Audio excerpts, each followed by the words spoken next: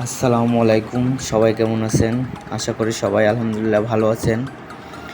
দেখতে পাচ্ছেন আমাদের হায়দার আলী স্কুল অ্যান্ড কলেজের যে নতুন ভবনটি হয়েছে তার প্রথম তলার ছাদ ঢালাই আমরা কালকে রাতে কমপ্লিট করে ফেলছি।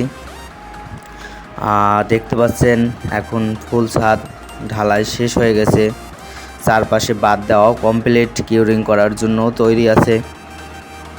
পাশাপাশি দেখতে পাচ্ছেন যে কলমগুলো রিংগুলো বাঁধাও কমপ্লিট প্রায়, কিছু কিছু কমপ্লিট হয়ে গেছে। পাশে সিঁড়ি আছে আমাদের। আর এই যে বাঁধগুলো ছাদ ঢালাইয়ের পর অবশ্যই খেয়াল রাখবেন যেন এই বাঁধগুলো দেওয়া হয় কিউরিং করার জন্য, কারণ ছাদ সবসময় ডুবে থাকবে পানিতে। কিউরিংটা সব থেকে যেটা বেশি গুরুত্বপূর্ণ ছাদের জন্য সেটা হচ্ছে কিউরিংটা। বিশেষ করে আমরা তো রেডিমিক্সে ঢালাই দিয়ে এটা এমনিতেই অলমোস্ট হার্ড থাকে। সো সেক্ষেত্রে আমাদের কিউরিংটা খুব ভালোভাবে করতে হবে। এই যে দেখতে পাচ্ছেন চারিদিকে বাঁধ দেওয়া আছে এবং ছাদ ঢালাইয়ের পরে অবস্থা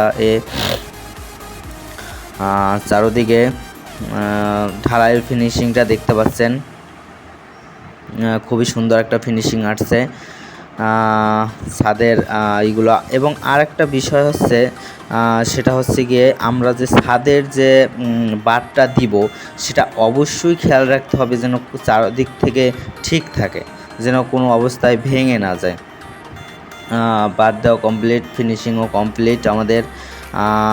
এরপরে আমরা যেটা করব সেটা হচ্ছে আমরা কলাম ঢালাই করব। কিছুদিন পরেই অবশ্যই আমরা কলাম রেডি করে কলামগুলো ঢালাই করব। এই দেখতে পাচ্ছেন কলামগুলোও প্রায় রেডি হয়ে আসছে।